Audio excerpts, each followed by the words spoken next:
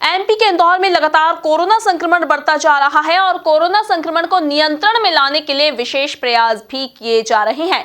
तो वहीं जिले के मुखिया कलेक्टर मनीष सिंह भी इसे लेकर सख्त रवैया अख्तियार करते नजर आ रहे हैं। शुक्रवार को हुई एक बैठक में कलेक्टर मनीष सिंह ने यह साफ कर दिया है कि चुनाव की तर्ज पर ही अब वैक्सीनेशन किया जाएगा। साथ ही कोरोना गाइडलाइन का पालन नहीं करने वालों के खिलाफ भी सख्ती की जाएगी। देखिए एक खास रिपोर्ट। इंदौर में इलेक्शन मोड में होगा टीकाकरण। वैक्सीनेशन के लिए घर घर जाकर करेंगे वरिष्ठ जनों को प्रेरित। बैठक में कलेक्टर मनीष सिंह का दिखा कड़क अंदाज। कोरोना गाइडलाइन का पालन नहीं करने वालों पर होगी सख्त कार्रवाई। इंदौर में बढ़ते कोरोना संक्रमण को रोकने के लिए लगातार प्रयास किए जा रहे हैं। इसी कड़ी में शुक्रवार को कलेक्टर मनीष सिंह की अध्यक्षता में रविंद्र नाट्यगृह में मैदानी अधिकारियों की बैठक हुई। इस बैठक में कलेक्टर मनीष सिंह, निगमायुक्त प्रतिभा पाल, जनपद पंचायत सीईओ हिमांशु चंद्र, कोविड नोडल अधिकारी डॉक्टर अमित मालाकार सहित जिला प्रशासन, स्वास्थ्य विभाग व नगर निगम के अधिकारी उपस्थित रहे। इस बैठक में कलेक्टर ने अधिकारियों को जिम्मेदारी सौंपी। साथ ही कलेक्टर का कड़क अंदाज भी यहां देखने को मिला, जहां उन्होंने अधिकारियों को फटकार भी लगाई। ख्याल रखना, मुझे आपके बारे में, आपके बेटे के बारे में मुझे मालूम है, एडवांस रिपोर्ट है मुझे। ये जनता के साथ खिलवाड़ करोगे ना तो मैं कहीं नहीं छोड़ूंगा आपको। जो है तो जनता का वैक्सीनेशन 100% होना चाहिए। आप लोग सारे सेंटर्स की एफिशिएंसी देखोगे, जोनल उनके सबऑर्डिनेट का आपकी टीम बहुत ज्यादा है। डीएमओ के अंदर में खूब टीम रहती है डॉक्टर्स की। तो आप लोगों को इंश्योर करना है कि सभी सब हेल्थ सेंटर तक एफिशिएंटली वैक्सीनेशन हो। अगर आपको कोई भी सीओ जनपद को डायरेक्शन देता है तो सीओ जनपद का डायरेक्शन मानने के लिए बाध्य रहोगे आप। ये ख्याल रखना, कहीं भी हेल्प नहीं कराएंगे हम डॉक्टर साहब हैं, तो जनता पहुंच जाएगी आपके डॉक्टर की ख्याल रखना। आपको इसको युद्ध स्तर में करना है, सीरियसली करना है। इसलिए आपको सचेत कर रहा हूँ कि आप लापरवाह हो काम में। इसको सीरियसली करना और आप ही देखोगे। डीएमओ कोविड से आ भी जाएगा तो भी हम उसको नहीं करेंगे, जिम्मेदारी आपकी रहेगी। 6 दिन का काम है, 7 दिन का काम है, युद्ध स्तर में देखना है आपको। सीएमओस भी आए होंगे 8 पंचायतों के।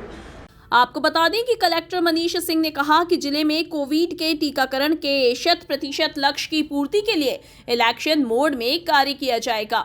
इसके लिए सभी संबंधित मैदानी अधिकारियों को वोटर लिस्ट दी गई है। इस लिस्ट में 45 वर्ष से अधिक आयु के व्यक्तियों का चिन्हांकन किया गया है। इस लिस्ट के आधार पर 45 वर्ष से 59 वर्ष की आयु के गंभीर बीमारियों से ग्रसित नागरिकों का चिकित्सकीय प्रमाण पत्र के आधार पर टीकाकरण किया जाएगा। साथ ही 60 वर्ष और इससे अधिक आयु के वरिष्ठ नागरिकों का टीकाकरण सुनिश्चित किया जाएगा। साथ ही इंदौर में 2 विशेष अभियान भी तेज किए जाएंगे। कलेक्टर मनीष सिंह के मुताबिक कोरोना का एक ही इलाज है कि वे वैक्सीनेट हो जाएं और मास्क का उपयोग करें। मास्क को लेकर सख्ती की जा रही है। साथ ही दुकान संचालकों को भी निर्देश दिए गए हैं। बैठक में कई महत्वपूर्ण दिशा निर्देश अधिकारियों को दिए गए हैं।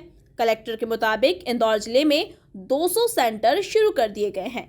वैक्सीनेशन को लेकर विशेष ध्यान दिया जा रहा है। देखिए, कोविड का एक ही इलाज है, सभी लोग वैक्सीनेट हो जाएं। सेकंड डोज भी 28 दिन बाद लगा लें वो, और मास्क का ठीक से ईमानदारी से पालन करें। मास्क को पहने, सार्वजनिक जगह पे जा रहे हैं, पास कहीं लोग हैं तो मास्क को ठीक से लगा रखें। नाक खोल के, मुंह खोल के जब पास लोग रहते हैं तब रहने का कोई मतलब नहीं है।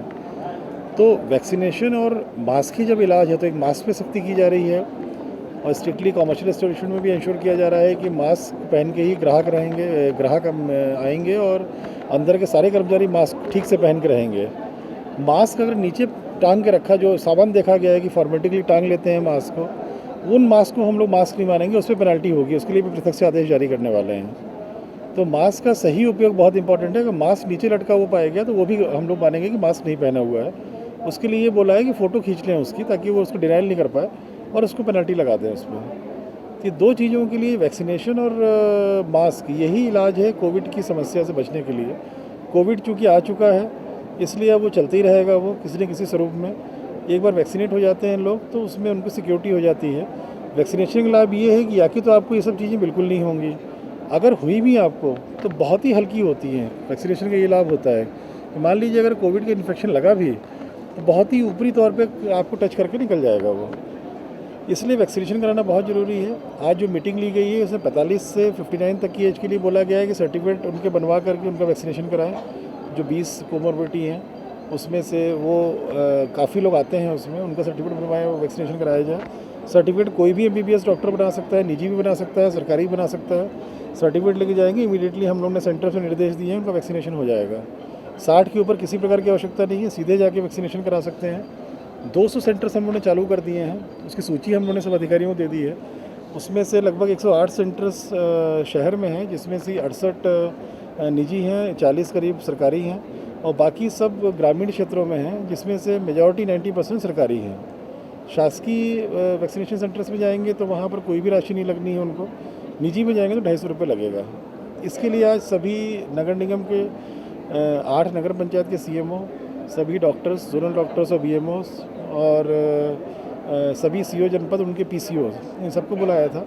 इनको बोला गया है कि जितने भी ये लॉट है 45 से ऊपर का, इसको अगले 6 से 10 दिनों में सबको ये कंप्लीट करें वैक्सीनेशन इनका। शहर की AROs को 6 बसें भी दी जा, बाहर ARO को जोन में बस भी दी जा रही है कि बस्ती के लोगों को यहीं से लेके आना है तो वो उनको मोबिलाइज़ करने के लिए उपयोग में आएंगी। और ग्रामीण में बोला गया है कि जो पंचायत सचिव है वो ट्रैक्टर वगैरह, ट्रॉली वगैरह का इंतजाम करके सबको मोबिलाइज़ करके वैक्सीनेशन सेंटर तक ले जा सकता है। CMO भी अगर ज़रूरत पड़ेगी किसी को मूवमेंट कराने की, CMOs भी हेल्प करेंगे मूवमेंट करने में। तो वैक्सीनेशन में मेजर फोकस किया गया है। टारगेट ये है कि एक दिन में हम लोग 50,000 लोगों का वैक्सीनेशन करें। अभी हमारी कैपेसिटी 51,000 की है, पर डे 51,000 वैक्सीनेशन कर सकते हैं। एक केंद्र में अगर 250 भी होते हैं और टारगेट 50,000 अचीव करने का है। कलेक्टर मनीष सिंह ने लोगों से वैक्सीन लगवाने की अपील की है। वैक्सीन नहीं करवाने से कई लोगों को खतरा उत्पन्न होता है। उनको जाके टोका-टाकी की जाएगी, उनको टोका-टाकी की जाएगी। ऐसा थोड़ी ना भाई कि वैक्सीनेशन नहीं लगवाएंगे। उनको इन्फेक्शन होता है तो बाकी लोगों को इन्फेक्शन होता है। भाई उनके परिवार में छोटे बच्चे भी हैं, 45 से कम उम्र के लोग भी हैं। पूरे इतना भी नहीं कि एक साथ पूरे देश में सभी लोगों का शो ओपन कर दिया जाए। कोई करोड़ों की पॉपुलेशन है अपने यहाँ, तो ऐसा नहीं है कि वैक्सीनेशन नहीं कराना चाहिए। वैक्सीनेशन सबको करवा भी रहे हैं लोग। एक के वैक्सीनेशन नहीं कराने से उसके बहुत सारे लोग जो उस दायरे में अभी नहीं आ रहे हैं वैक्सीनेशन के, उनकी भी खतरा उत्पन्न रहता है। तो वही सब टोका-टाकी करके सबको भेजेंगे हम लोग। वैक्सीनेशन कराना तो ज़रूरी है, अनिवार्य भी है, ये होना चाहिए वैक्सीनेशन। कुल मिलाकर देखा जाए तो इंदौर में कोरोना संक्रमण को रोकने के लिए कलेक्टर मनीष सिंह ने मोर्चा संभालते हुए वैक्सीनेशन को लेकर अधिकारियों को युद्ध स्तर पर काम करने के निर्देश दिए हैं। MP न्यूज़ के लिए इंदौर से धर्मेंद्र यादव की रिपोर्ट।